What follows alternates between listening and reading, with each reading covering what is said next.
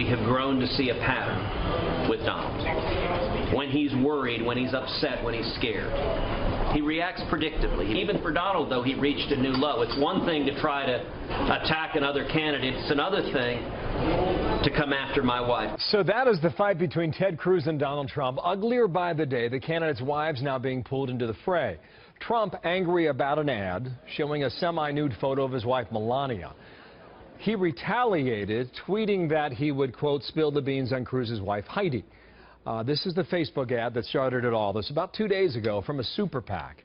So after that came out, Trump upped the ante last night, retweeting this photo of Heidi Cruz side by side with Melania Trump. And on it goes. Howard Kurtz, Fox News media analyst, host of Media Buzz here on the Fox News channel. You got all that, Howie? I mean, I'm following it breathlessly. What do you think? Well, it's kind of amazing the campaign has gotten down to the level of locker room taunts, but there's no way not to cover this story. And sometimes, Bill, these personal dust-ups can be revealing of character.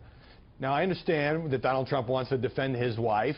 By the way, that picture you just showed of her from an old GQ photo sheet has been on the Internet about a zillion times by my count, so it's not exactly new information. But he tweeted first and asked questions later. Actually, he tweeted, then he deleted the tweet, and then he doubled down after other people found the tweet. Because this tiny super PAC, this anti-Trump super PAC that put that image up that you just showed, has nothing to do with Ted Cruz's campaign.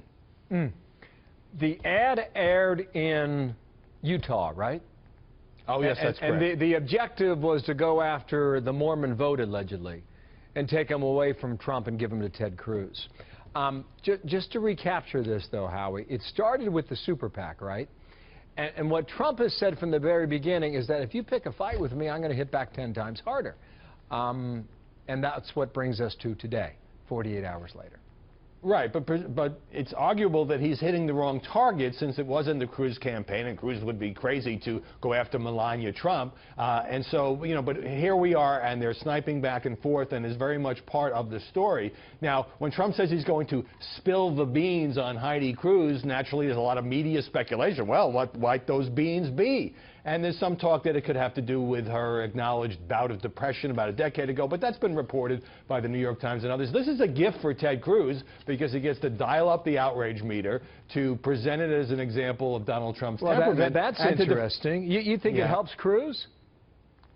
I think on balance it doesn't help anybody because most people looking at this are going to say, hey, we just had a terrorist attack in Belgium. We have all these serious issues facing the country, and you guys are engaging in this towel snapping stuff. So on balance, I don't think it helps anybody. But clearly, Cruz could have let it go. He's decided to use this, to seize on it as an example of Donald Trump maybe being a little too quick to throw charges because, after all, it wasn't Cruz that made an issue of Melania. Now, you mentioned in the tease, you know, our spouses fair game. Look, when they're out there campaigning with their husbands, when they're doing interviews, Heidi Trump very much so, Melania Trump less so, then they are fair game for what they say, and obviously they're potential first ladies. But this kind of stuff, I'm sure most Americans would say, just take it out in the alley. I don't want to hear about it. A towel snap. But we're a long way from the Washington cartel, Howie.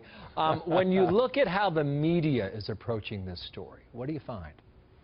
Well, what I find is it's absolute catnip. And at a time when a lot of complicated issues and we've all been obsessed with the delegate math, here's a story that combines sex, taunts, Twitter, of course, being an important part of Donald Trump's campaign. It's how he communicates a lot of messages to millions of followers. Let's just say that nobody had to be browbeaten into covering this story. It's a diversion from the more serious stuff, and ultimately it probably produces a lot of clicks and maybe even a ratings bump for those covering it. Do you think the media has been fair on this, or do you find a shade here or there? I do think the media have been fair in pointing out, you know, how this got started, who's to blame, and all of that. But, you know, there comes a point where it just is salacious stuff. And while I do think, you know, as we saw with Marco Rubio and Donald Trump exchanging insults and how embarrassing that got for everybody, it did have an impact on the campaign and probably helped hasten Senator Rubio's exit. I think there may be a character test here, but mostly it's a fun, salacious story. I take your point that there's no room for this, but this is what happens in campaigns. And you've got 8 months to go, Howie. There will be more. Certainly, for example, if it were to be Donald Trump against Hillary Clinton, Trump has already made moves in the direction of talking about Bill Clinton's past misconduct. I mean, look, this is what gets people engaged in campaigns. It also gives us a glimpse, when they get off the talking points and the 10-point issue plans, gives us a glimpse into what these people are really like. Are they thin-skinned? Do they lash out? And in that sense, it's part of modern American political campaign. I think most voters, if not all, would say you got to defend your family. Howie Kurtz, thank you, sir. See you on Sunday on Media Buzz. Howard Kurtz in D.C. Nice.